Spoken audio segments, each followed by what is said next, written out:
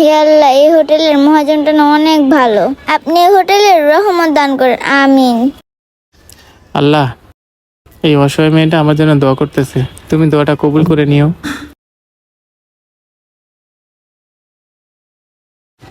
ওই মিয়া, আপনার কি ঋণ দিয়ে আমি ভুল করছি? স্যার, আমার আর 2টা দিন সময় দেন। শোনেন, আপনাকে আমি অনেক সময় দিছি, এখন আর সময় দেওয়া যাবে না। আর একটা মানুষের কত সময় দেওয়া যায়? শোনেন, আপনাকে 2 দিন সময় দেওয়া হলো। 2 দিনের ভিতরে যদি আপনি লোন পরিশোধ না করতে পারেন, তাহলে ব্যাংকের নামে এই হোটেল জব্দ করা হবে। আচ্ছা ঠিক আছে স্যার, আমি 2 দিনের মধ্যে আপনার সব ঋণ পরিশোধ করার চেষ্টা করব। আপনি চেষ্টা করেন আর যাই করেন, সেটা আপনার ইচ্ছা, কিন্তু 2 দিনের ভিতরে টাকা জমা না দিতে পারলে ব্যাংকের নামে এই হোটেল জব্দ করা হবে। চলে গেলাম। হায় আল্লাহ, 2 দিন তো সময় নিলাম, আমি 2 দিনের ভিতরে এতগুলো টাকা কই পাবো? তাহলে কি হোটেলটা কি ব্যাংকের নামে জব্দ হয়ে যাবে? হে আল্লাহ, তুমি কিছু একটা ব্যবস্থা করে দাও। আঙ্কেল, আমাকে একটু খাওয়ান দিবেন? আমি না 2-3 দিন ধরে কিচ্ছু খাই না। আপনি যদি আমাকে একটু খাওয়ান দিতেন, তাহলে আমি আপনার জন্য দোয়া করে দিতাম। তুমি 2 দিন ধরে কিছুই খাও না? আচ্ছা, ওইখানে যা বসো। ঠিক আছে আঙ্কেল।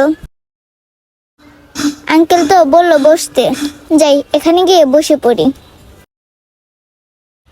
যাই, মেয়েটাকে একটু ভালো মন্দ খাওয়াই। মেয়েটা তো আমার মতোই অসহায়। অসহায় মানুষদের পাশে একমাত্র আল্লাহ আছে। লস তো অনেক করছি, মেয়েটাকে একটু হলেও ভালো করে খাওয়াই দিই।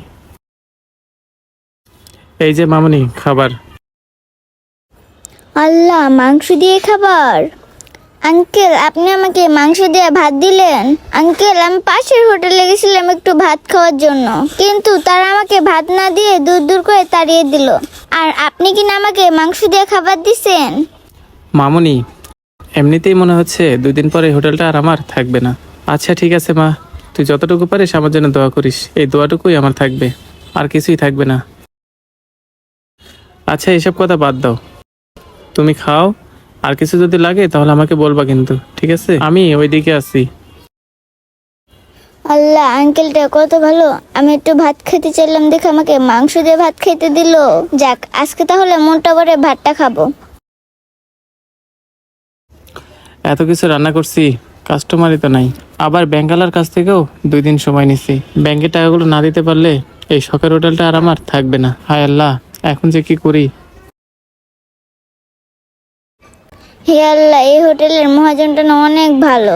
আপনি এই হোটেলের রহমত দান করেন, আমিন। আল্লাহ, এই অসহায় মেয়েটা আমার জন্য দোয়া করতেছে, তুমি দোয়াটা কবুল করে নিও।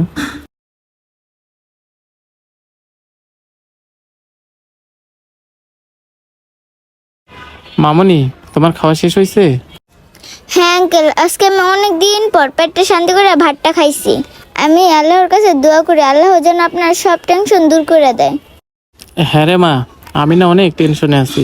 আল্লাহ যেন তোর দোয়াটা কবুল করে। আচ্ছা আঙ্কেল, আমি তাহলে এখন আসি।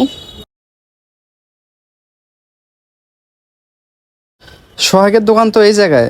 সোহাগের সাথে তো অনেকদিন ধরে কথা হয় না, যাই সোহাগের সাথে একটু কথা বলে আসি। কিরে বন্ধু, ভালো আছস? তো ব্যবসার কি অবস্থা? ব্যবসা বাণিজ্য কেমন চলতেছে?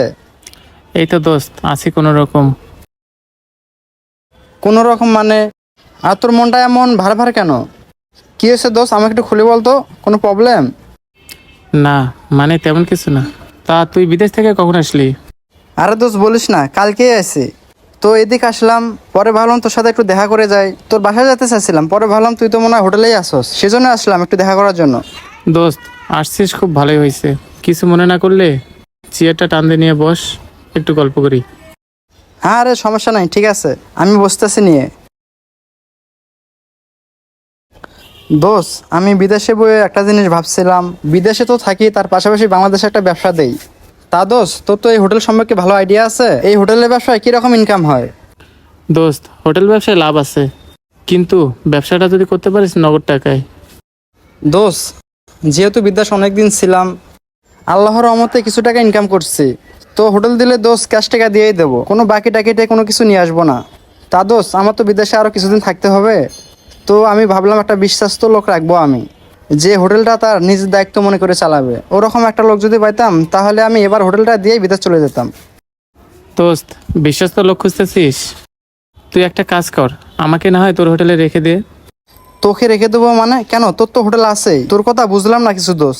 শোন দোস্ত, এই হোটেলটা আমি ব্যাংক থেকে ঋণ নিয়ে করছিলাম, কিন্তু ব্যাংকে এখন টাকা জমা দিতে পারতেছি না। ব্যাংক ম্যানেজার বলছে 2 দিনের ভিতরে টাকা না দিতে পারলে তারা আমার হোটেলটা ব্যাংকের নামে বাজেয়াপ্ত করে দিবে। কি বলতেছিস দোষ? আমি যদি তোর মতো এরকম একটা বিশ্বাস্ত লোক পাই, আর তাছাড়া এরকম যদি একটা গোছানো হোটেল পাই, তাহলে তো দোষ আমার আর নতুন করে দেওয়া লাগবে না। তাহলে এই হোটেলটা তোর উপর ভরসা করে রেখে আমি নিশ্চিন্তে আরো কিছুদিন বিদেশ থাকতে পারি। তবে দোস্ত, 2 দিনের ভিতরে যদি ব্যাংকে টাকা জমা না দিতে পারি, তাহলে এই হোটেলটা আমি ধরে রাখতে পারবো না। আরে দোষ, টাকা পয়সা নিয়ে তুই কোনো টেনশন করিস না।